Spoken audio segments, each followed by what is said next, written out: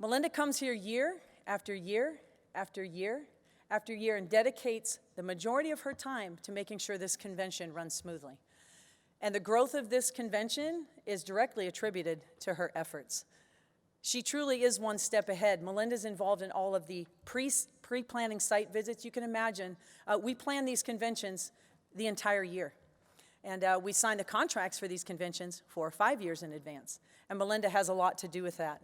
She dedicates her time, her money, her expertise, comes on our pre-planning visits, and always does it with a smile on her face, a spirit of generosity. And anytime I try to give her something back, or anytime I try to say, Melinda, let us help, her answer is always, this is what I want to do for the association. This is my dedication, this is my service. Not only that, I know for a fact, over the years, she has devoted some of her own resources to allow those who are less fortunate to come and attend the convention as well. Completely selfless, completely dedicated. And I believe the highest honor someone can ever receive is to have something permanent named after them, a field, a stadium, whatever it might be. And I can't tell you how proud I am that this award will forever be called, wherever be named in Melinda Fischer's honor. And you know, there's a quote about service that says, all that is really worth the doing is worth doing for others. And Melinda, you have lived that every day that you've been a part of this association. And I would love for you to join me, we have a special award for her, in just congratulating Melinda on this award. It will forever be called the Melinda Fischer Distinguished Service Award. So Melinda, please come forward.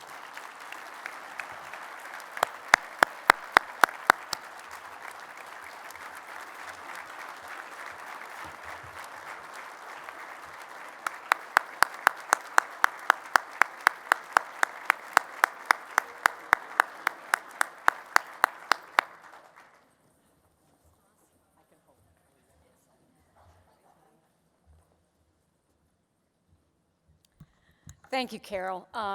This is truly overwhelming. I can't even imagine. Thoughts have gone through my mind day after day after day. I'm sitting in my office in October, getting ready for a staff meeting as usual. My biggest thought for the day was, do I want to pitch and catch the pitcher? Do I want to pitch and catch the hitter? Do I want to have the pitcher pitch only? Do I want to have the pitcher hit and pitch? I mean, you know, those practice planning thoughts are going through your mind. And Tina's in there, Tara's in there, and all of a sudden Leanna Bordner, our SWA, walks in. And I'm thinking, okay, this is really odd because Leanna never comes in our building. And I said, hey, Leanna, so should our pitcher hit and pitch? What should we do with her today? She goes, sure. And then all of a sudden, we're sitting there, and I get this phone call, which is a FaceTime from Carol. And I go, you guys, how do you get out of FaceTime? How do I do this? Right now we've got a meeting. Carol let me call her back. And they go, no, I think you should take it. And I go, no, really, she'll let me call her back. So I think it was Tara said, no, you really need to take this call. So I do. I figure out how to do the FaceTime. And on my phone is all of my friends at the NFCA, led by Carol, and they tell me about this honor. And again, it was just truly overwhelming to me. I'm going to take you back a couple of years, like 25. And this first started when Lacey Lee Baker was her first year of our executive director. And my position at the time was a first vice president. And the duties of the first vice president were to run the national convention as well as other duties as assigned. I go, okay, all right, here we go. So Lacey Lee and myself, being brand new, I think our first one was down in Orlando.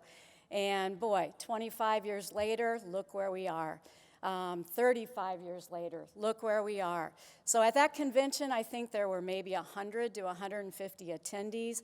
I'm not sure what the enrollment was within our association, but all I know, it was a tremendous journey, and it's been such an honor to watch the growth of what we do, watch the growth of what all of you do, just watch the growth of the attendance at this convention year after year after year, the learning that is provided, everything that goes on, the networking, everything is so, so important. And it's been phenomenal to just be a small part of that.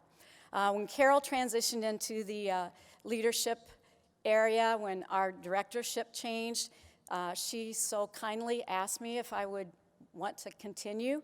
I was honored by that because I thought, well, they'll get rid of me because that's what they'll want to do, bring on somebody new. And I was really honored that she asked me to continue doing this. It's just an amazing association. It's something that if you have an opportunity to give back, you give back in the way that you feel the most comfortable in giving back. And this, to me, is something that I like to do. I've learned so much. I've been through a lot with many different people, many different hotel staff people. You learn so many things about their background, about what they do, about what goes on day after day after day at one of these hotel sites. And it's been just a tremendous opportunity. So Carol, I want to thank you for this opportunity. I want to thank the board for that opportunity. And again, this is just an overwhelming award, an overwhelming honor, and I'm very, very grateful for this to be a part of, just if it's a small part of something that I love to do. So thank you very much.